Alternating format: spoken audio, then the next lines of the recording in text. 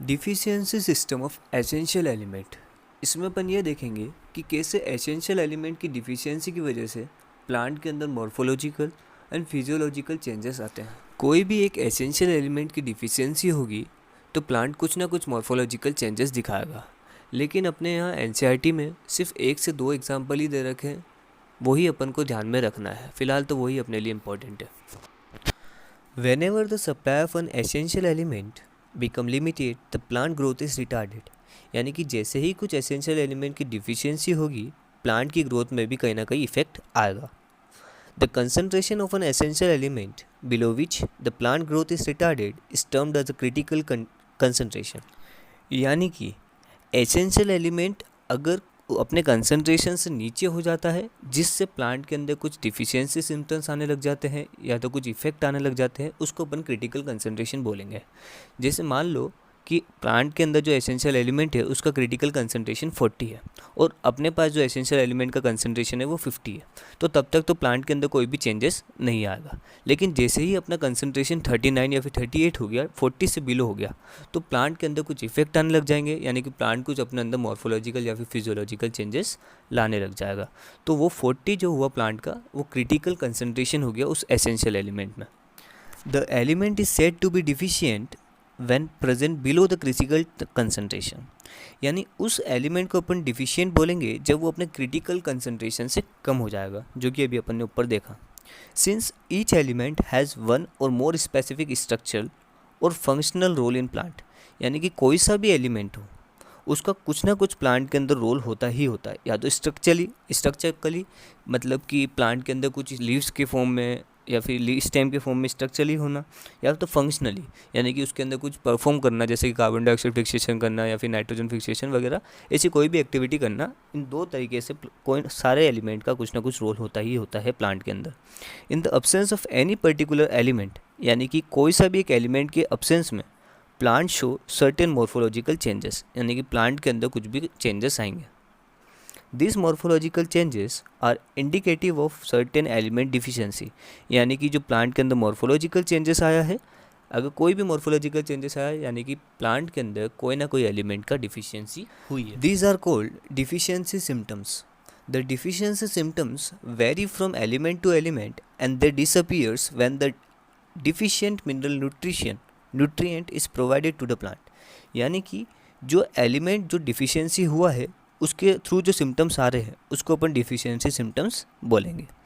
अब जो सारे एलिमेंट की डिफिशियंसी अलग अलग होती है, यानी कि अगर पोटेशियम की डिफिशियंसी हुई तो कुछ सिम्टम्स अलग आएगा, कुछ कैल्शियम की डिफिशियंसी हुई तो प्लांट के अंदर दूसरा मॉर्फोलॉजिकल चेंजेस आएगा। तो वो वेरी करता है element to element. When deficient mineral nutrient is provided to the plant, यानी कि अगर किसी भी एलिमेंट की डिफिशियंसी है प्लांट के अंदर और अगर अपन उस एलिमेंट को प्लांट प्रोवाइड करवा देते हैं तो वो मॉर्फोलॉजिकल इफेक्ट प्लांट से रिमूव हो सकता है। However if the deprivation continues it may eventually lead to the death of plant. यानी कि अगर डिफिशियंसी प्लांट के अंदर कंटिन्यू है तो वो प्लांट की डेथ तक हो सकती है। The part of the plants that show the deficiency symptoms also depends on mobility of the element. यानी कि ये जो एसेंशियल एलिमेंट की वजह से जो प्लांट के अंदर इतने सारे इफेक्ट आ रहे हैं वो उसकी मोबिलिटी पे भी डिपेंड करता है। सपोज टू भी अपने पास लीव को कैल्शियम की ज़रूरत है, लेकिन प्लांट के अंदर तो कैल्शियम प्रेजेंट है, जैसे कि स्टेम के अंदर प्रेजेंट है, रूट के अंदर कैल्शियम प्रेजेंट है, लेकिन लीव तक कैल्शियम की मोबिलिटी ही नहीं हो पा रही है, तो वहाँ पे क्या हो जाएगी, डिफिशियंसी आ जाएगी। तो वो उसकी मोबिलिटी पे भी डिपेंड करता है। For example that are activity mobilise within the plants are exported to youngs. यानी कि एसेंशियल एलिमेंट की जो सबसे ज़्यादा रिक्वायरमेंट होती है वो यंग्स डेवलपिंग टिश्यू को होती है। इसलिए actively mobilised within the plants are exported to young developing tissue. The deficiency symptoms tends to first appear in the older tissue। यानी कि अगर प्लांट के अंदर डिफिशियंसी आएगी तो सबसे पहले ओल्डर टिश्यू का आएगी, यानी कि सबसे पहले जो ओल्डर लीव्स है उनमें डिफिशियंसी पहले आएगी। For example, the deficiency symptoms of nitrogen, potassium and magnesium are visible first in the senescent leaves। यानी कि नाइट्रोजन, पोटेशियम और मैग्नीशियम की जो डिफिशियंसी है वो सबसे पहले ओल्डर लीव्स के अंदर आएगी। सेनेसेंट यानी कि older leaves. In the older leaves biomolecules containing this elements are broken down making this element available mobilising to younger leaves. यानी कि जो ओल्डर लीव्स है उसके अंदर जो अपने एसेंशियल एलिमेंट है वो वहाँ से रिमूव होके अपन पहले यंग्स डेवलपिंग लीव्स को देंगे और ओल्डर लीव्स के अंदर वहाँ पे डिफिशियंसी करके उसको ब्राउन, यानी कि वो धीरे धीरे क्या हो जाएगी, ब्राउनिश हो जाएगी, वहाँ से पीटीओल उसका टूट के ज़मीन पे गिर जाएगी। अब अपन ने ये जो पहले अभी जो पैराग्राफ पढ़ा, इसके अंदर गिवन है कि nitrogen, potassium and magnesium are the mobilised element, यानी कि इन एलिमेंट को अपन मूव कर सकते हैं। इसलिए इनों की जो डिफिशियंसी है पहले ओल्डर के अंदर आएगी, यानी कि ओल्डर लीव्स यानी कि ओल्डर स्टेम के अंदर पहले इनों की डिफिशियंसी आएगी। अब ओल्डर लीव्स और इनके अंदर से अपन इस एलिमेंट को मोबिलाइज करते हैं और यंगर्स को प्रोवाइड कर देते हैं और ओल्डर लीव्स को अपन ब्रोकन डाउन कर देते हैं। लेकिन नेक्स्ट वाले पैराग्राफ में बिल्कुल उल्टा दे रखा है। The deficiency symptoms tends to first appear in the younger tissue whenever the element are relatively immobile, यानी कि यहाँ पे जो डिफिशियंसी सिम्टम्स है पहले जो देखने को मिलेगा वो यंगर टिश्यू के अंदर देखने को मिलेगा। क्यों? क्योंकि यहाँ पे जो एलिमेंट है वो इमोबिलाइज्ड है। सपोज टू बी अपने पास जो ओल्डर लीव्स है उसके अंदर कैल्शियम और ये सब चीज़ प्रेजेंट है। अब उस एलिमेंट को अपन मोबिलाइज ही नहीं कर पा रहे हैं, वो वहीं पे फिक्स्ड है, अपन उसको मोबिलाइज ही नहीं कर पा रहे, यानी कि मूव ही नहीं कर पा रहे, तो वो वहीं की वहीं पे रहेगी, वहाँ पे उसकी डिफिशियंसी हुई नहीं और यंगर्स तक पहुँच ही नहीं पा रही है, तो वहाँ पे यंगर्स के अंदर उसकी डिफिशियंसी हो जाएगी। तो अगर एलिमेंट इमोबिलाइज्ड हुआ तो उसकी जो डिफिशियंसी है पहले यंगर्स के अंदर देखने को मिलेगी, और अगर एलिमेंट मोबिलाइज्ड हुआ यानी कि मूवेबल हुआ तो उसकी जो डिफिशियंसी है पहले ओल्डर्स के अंदर देखने को मिलेगी। For example, element like sulphur, calcium are a part of structural component of the cell and hence are not easily released, यानी कि यहाँ पे दो एग्जाम्पल दे रखे हैं एलिमेंट के जो कि इमोबिलाइज्ड होते हैं, कैल्शियम और sulphur.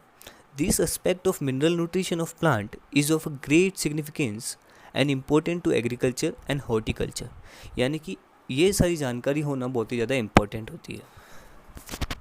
The kind of deficiency symptoms shown in plant include necrosis, यानी कि लॉस ऑफ क्लोरोफिल। अब क्लोरोफिल का लॉस होगा तो प्लांट के अंदर येलोइशिंग अपीयरेंस आने लग जाएगी। निक्रोसिस यानी कि death of tissue, stunt plant growth यानी कि प्लांट की ग्रोथ में स्टॉप आ जाना यानी कि रुकावट आ जाना। प्रीमेच्योर फॉल्स ऑफ लीव्स, यानी कि जो लीव्स सेनेसेंट में, मतलब कि जो ओल्डर लीव्स जो फॉल होती थी उससे मतलब कि रिप्रोडक्टिव फेज के अंदर ही उसका फॉल्स होने लग जाना। And inhibition of cell division, यानी कि सेल डिवीजन के अंदर रुकावट आ जाना। Chlorosis is the loss of chlorophyll leading to the yellowishing in leaves, यानी कि क्लोरोसिस का मतलब यह है कि क्लोरोफिल का लॉस हो जाना जिससे प्लांट के अंदर येलोइशपन आ जाना।